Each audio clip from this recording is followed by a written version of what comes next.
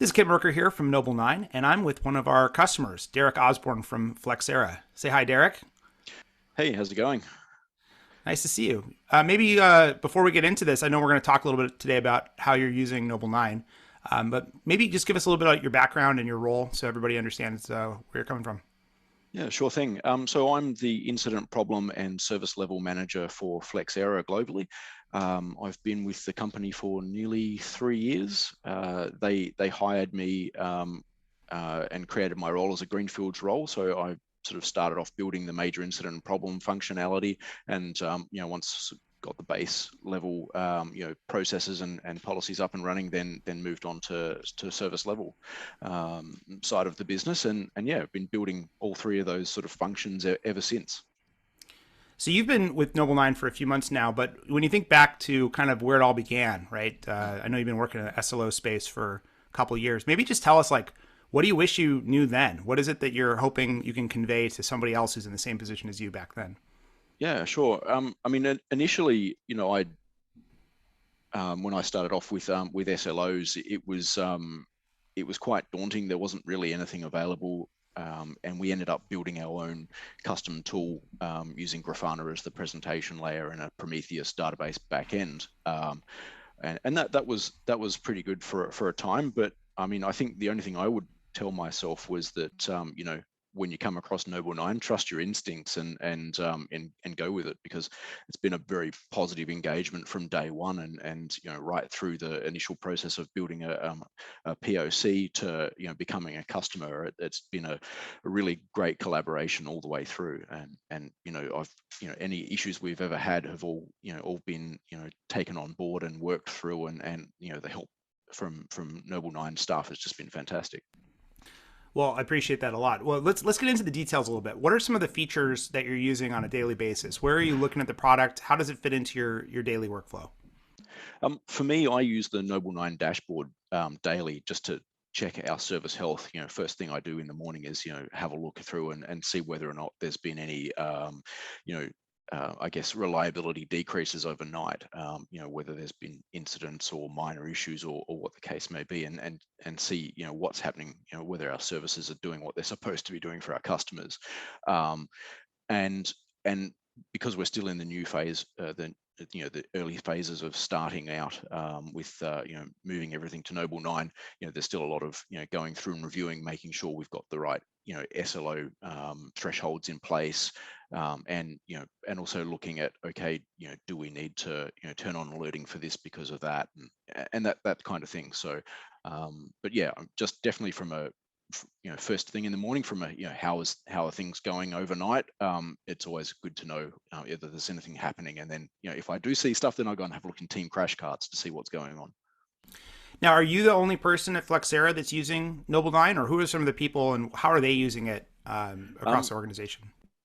so we actually bought Noble Nine licenses for everyone in the organization. We bought a bunch for our engineers, so we have a decent swath of those. But we actually bought viewer licenses for the entire organization, and the reason we did that is we want our internal staff to know how our services are performing for our customers. So we want to make sure that when we are having issues, that it's not being hidden. And also, I mean, this helps engineering as well, because if they're having continual platform issues and they need investment, then they can raise their hand, and the data's there. It can't be hidden. It's open for everyone to see, as well as um, you know we want to be able to make sure our customers are having a good experience. And if we are getting feedback from our customers saying that they're not, we can then go in and see that in the data, in the SLOs themselves, and say, yeah, what they're telling us is legit. Then they're not complaining for the sake of it, or from another point of view, customers, success managers, for example, might be having a review with their customers, and they can say, we were providing you a really good quality of service. We had less incidents this month than the previous month. We maintained our service levels to a higher level, etc. So yeah, and the other group that's a huge consumer and very excited with the Noble Nine dashboard was our support teams. So our support teams use the Noble Nine dashboard to basically see when there's issues happening with services, and so they can actually join the dots between calls they might be getting from customers or posts they might be seeing on our Flexera community with how the services are performing. And if they see, if they see correlation, then they know there's something going on, and they're not in the dark. They've got a better understanding of what's going on. And if they go and check the team crash carts and no one's doing anything about it, they can page the teams and say, hey, there's an issue, and customers are reporting it as well as it's showing up in the dashboard, so that they know they're actually coming from a position of having the facts. So one of the other roles I know we've talked about before, I know your CEO cares a lot about reliability and was using a Grafana dashboard previously. Is that still the case? Is he still looking at a Grafana dashboard, or how does his kind of SLOs fit into his daily workflow? So we've actually deprecated our Grafana dashboard completely now. We even terminated the Grafana Enterprise license we were using to hook that up with some of our internal monitoring services that aren't supported on free license from Grafana. And yeah, I literally last week, I think it was, I announced to the organization that Noble 9's available, and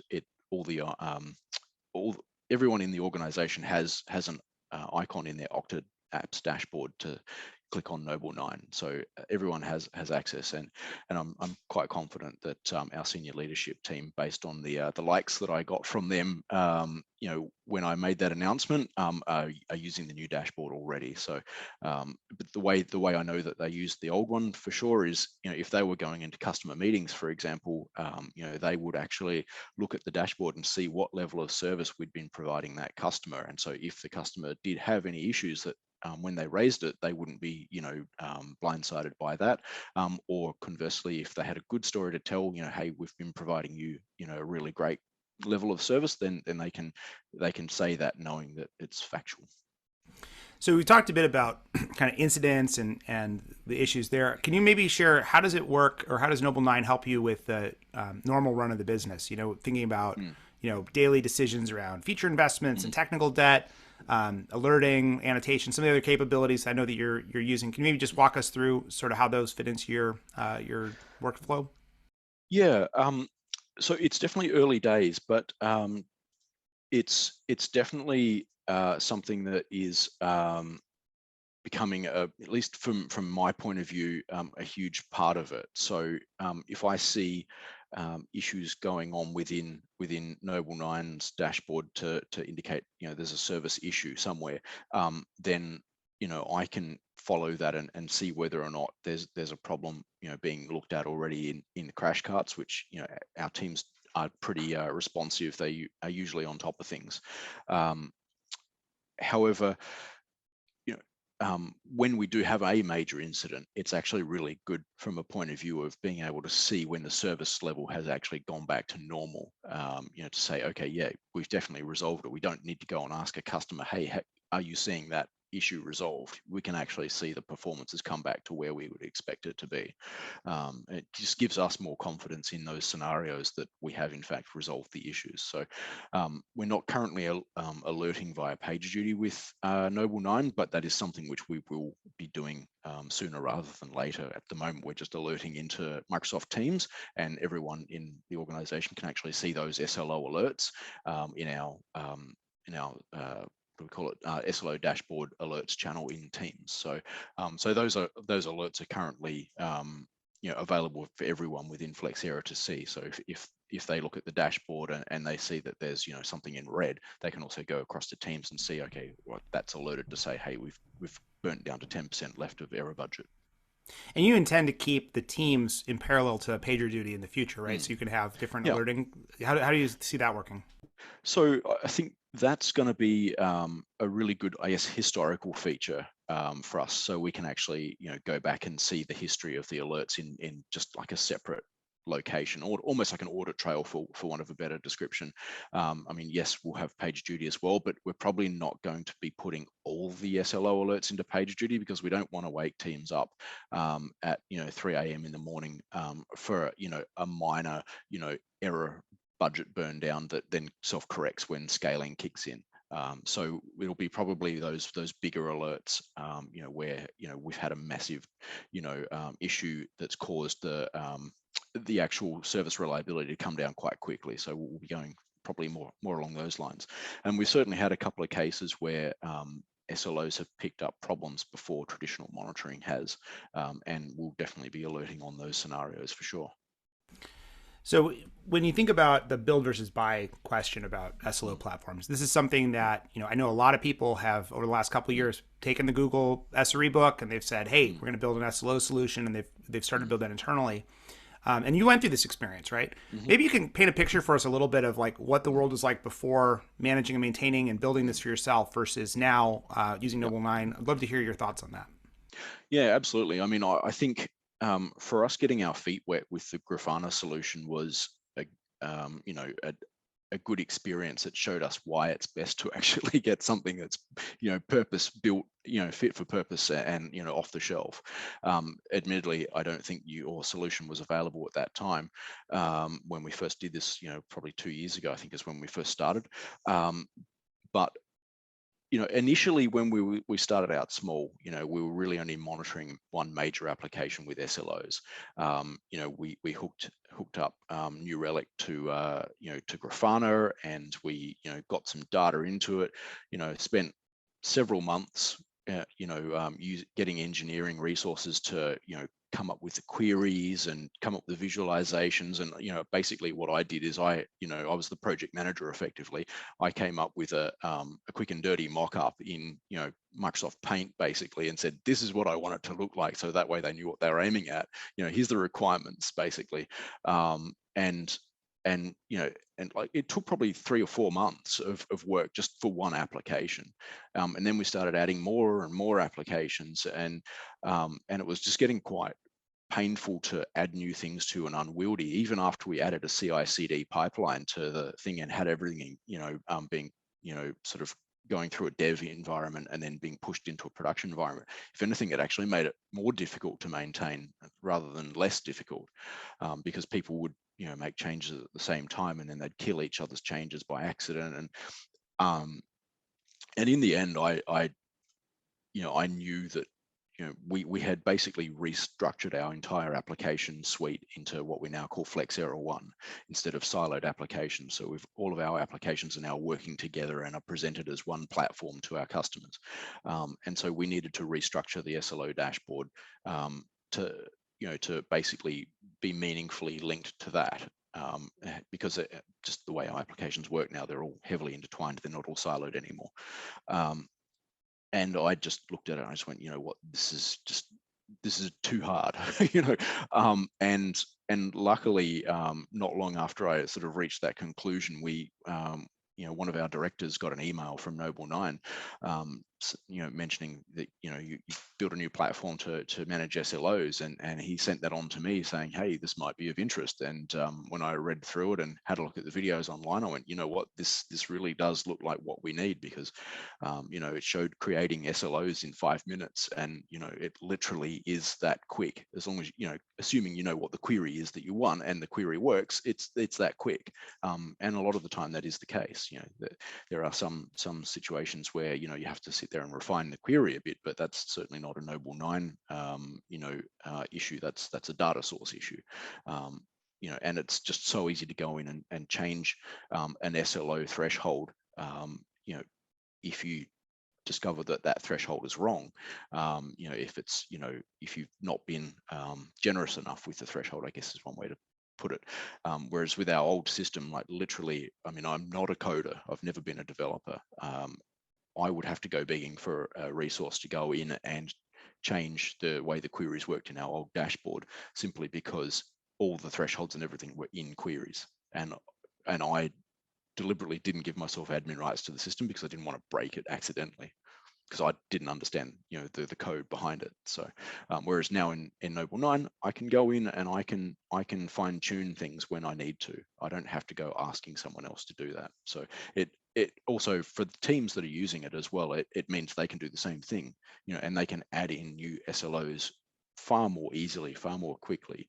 There's no longer a couple of months worth of messing about in a dev environment before they push it to production. So, well, we covered a whole bunch of ground there, so it's great. I want to ask you, if I wave my magic wand and I took Noble 9 away from you tomorrow, what would happen? Um, I would be very upset for one, and I would be going looking for another tool because there's no way I'd ever build it again.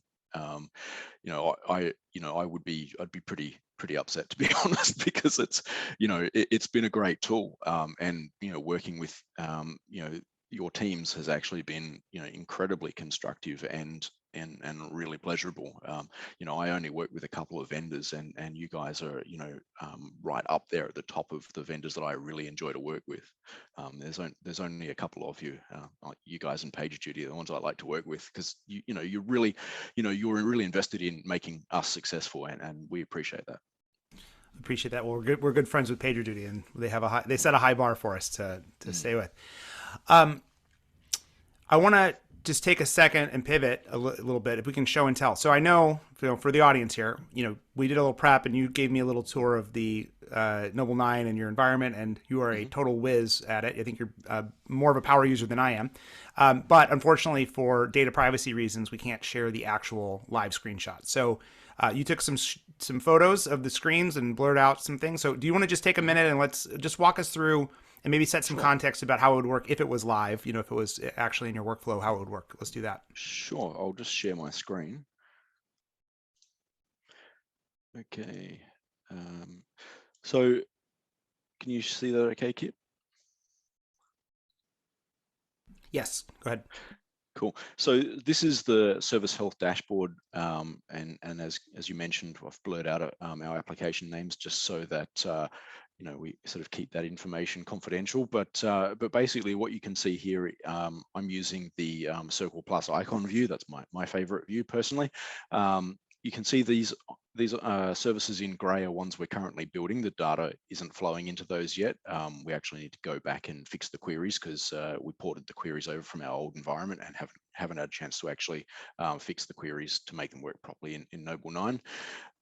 But you can see here we've got four services within two different projects that are currently experiencing some challenges meeting SLOs, as well as you can see the green ones that are all ticking along quite nicely. And you can see we're measuring everything from client-side services to website experience to API experiences, and so on. So they're really the key things that we want to measure. And we also measure some batch processing SLOs as well. So but basically, for example, if we were to look at one of our services that was currently having a struggle, we would be able to go in and have a look at like this. So this is one of those services, and you can see here quite clearly we had a patch here from the 12th to the 19th of this month, where we had some major platform issues that took a few days to resolve. And so you can see we've actually put in an annotation, and if you click on the little grey arrow that sorry, the little grey sort of placeholder gizmo, you'll actually see this annotation pop up. I've actually very crudely photoshopped this out of the way so you can still see the graph behind it, but usually it'll just pop up over the graph, and you can see we've actually put in there a note saying, yes, we had platform issues from the 12th to the 19th. And then after that, you can see the efforts we put in to resolve that actually worked. And you also see at the top here, you've got the actual error budgets that we've set. So we've basically said we want 98% of the time this particular service to respond within 3 seconds. And so obviously you can see that when we had the issues that it was at times responding above 20 seconds.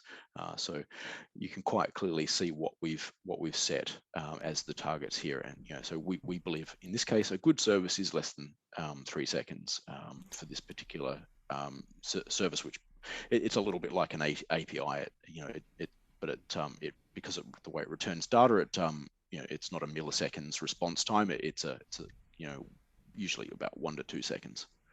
So tell me, before you had this, how would you produce this type of information? How would you make this available to all the stakeholders? So because of the limitations of the old system, we really did not have a way to present that. All you would simply see would be a tile saying that, hey, it's red, and that there was we only met like 20% of the error budget for the month, or whatever the case may be. It was far simpler, and far less detailed in the information provided. So this is one of the things that our support teams love. Now they can actually go in and they can see when the issues started and correlate that with customer reports, in the cases where we do have issues. And the great part is now the executive management can go and yell at this team, right, and go tell them and punish them that they screwed up. Is that what they do with this data? Well, considering we use a blameless culture, I doubt that's going to happen. But it just provides everyone with information and visibility. So, for example, and this wasn't the case for this, for example, but say we had a bad release, and say it caused performance issues due to a new feature. It may be that we weren't able to test that new feature in a production-like environment, and so when it went live, that's when it caused the issues, and we found them, and then the developers went back and fixed it and re-released it. That wasn't the case in this one. This was actually infrastructure issues, but it gives us that information very quickly and very very easily to say, okay, this is when the issue started, this is when the issue is finished, and we can say this is what the issue was. So if this was a release issue, we would put in here that it was caused by release, and this particular feature was the cause of the issue. But in this case, we've put here platform issues, because that's what that issue was. So it's more for providing information to everyone, and so yes, if mistakes were made, we'll obviously want to learn from those, and they'll be in a post-mortem, but definitely not there for people to be yelled at. Well, I was being facetious because I know that you're striving for this, and I remember you shared with me a conversation we had a while back about how once people in your organization realize that the value of SLOs is that they can actually make things better and be more transparent, that it really changes their perception of what you're trying to do with SLOs and with Noble 9. Yeah, particularly when talking to our engineering teams, when you first tell them that, hey, we're implementing SLOs, they do tend to be a little, shall we say, cautious in their acceptance of that. But when you then say to them, here's some of the benefits, and the benefits are, say for example, your services are, struggling to meet SLO this month, and you guys know you need to put in more effort to, say optimize the way the services operate, the code, the database, whatever the case may be. And you're being pressured by, say, product management to deliver a new feature, you've now got the data to actually show product management. It's like, hey, we need to fix the current services because we're providing a poor service to our customers before we finish working on that shiny new feature. And it just gives them the data to actually, prove that they need to be doing what they're doing, improving the service that is already there, rather than say working on the new one. It gives them more ammunition for when they do have to have those conversations, which I think most companies will have to have those conversations at some point. Yeah, and it does make it very clear. Well, you had a third screenshot you wanted to show us? Yes, I think I do. So this is just an example of alerts. We pipe a bunch of alerts into Teams, Microsoft Teams, as mentioned, and that just gives everyone visibility of those. We are going to be probably piping them into various Teams' own alert channels as well, because a lot of our teams have alert channels for their services, and we're currently assessing which alerts we need to put through PagerDuty to those teams to wake them up when there's an issue. But this is a good one. For an example, basically, we got down. Literally took this yesterday, and this happened on Sunday on my time. This particular queue depth. SLO got down to 10% of our error budget, and so that alert was generated. And this is the type of one where we would alert on this, because basically it means that their queue has built up to such a point where it's going to actually impact customers getting their jobs processed. Awesome. Why don't you go ahead and turn off your screen share so we can wrap up here? Sure. Cool. So just to sort of summarize, Derek, we covered a lot of ground about why you chose Noble 9 and the value of it and comparing it to other things. But if you just to kind of like summarize it for me, the big takeaways, what are the kind of 3 things that somebody should know as they're considering Noble 9, considering an SLO platform, and maybe building something for themselves? How would you kind of come up with three things to guide us. Sure. I mean, I think the first thing I would say is definitely don't build your own solution. It'll eventually become a millstone around your neck. You'll spend more time maintaining and managing it than you will, working with SLOs. It's just not worth the time or the effort. I mean, as part of the business case that I put forward, I was able to show the amount of engineering effort that was required to go into maintaining our own solution versus what would be required for Noble 9. And that was a big part of our business case was, yes, we're spending more money now, but we'll be spending less money in engineering time and in our cloud enablement teams time, etc. Than what we want to. So we'll definitely be in a better position from that point of view, and that's been absolutely the case.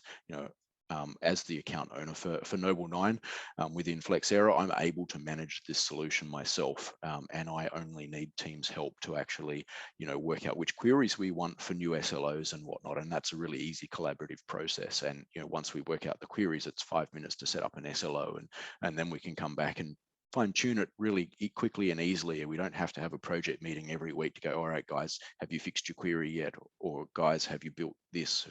Have you added that tile yet? Or whatever. None of that. It just, it's so much more streamlined, so much more efficient to build and maintain SLOs. It's got reporting functionality, which we never had before in the old solution. The old solution was entirely manual. And the reporting functions are continuing to improve, the dashboard's continuing to improve.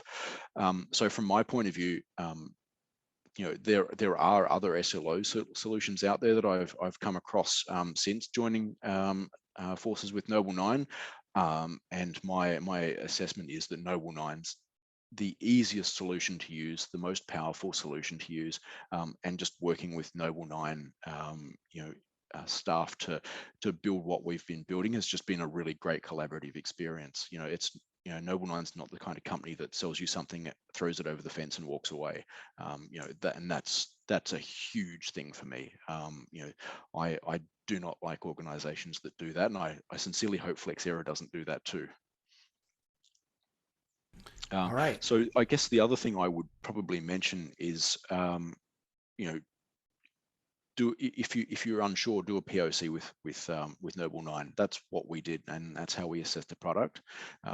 And we found that to be really helpful in helping us understand the product, and also getting a feel for working with Noble 9. And it's been great. Awesome, Derek. Thanks so much for your business and for your support and for sharing your story with everybody today. I really appreciate it. No worries, Kit. Anytime.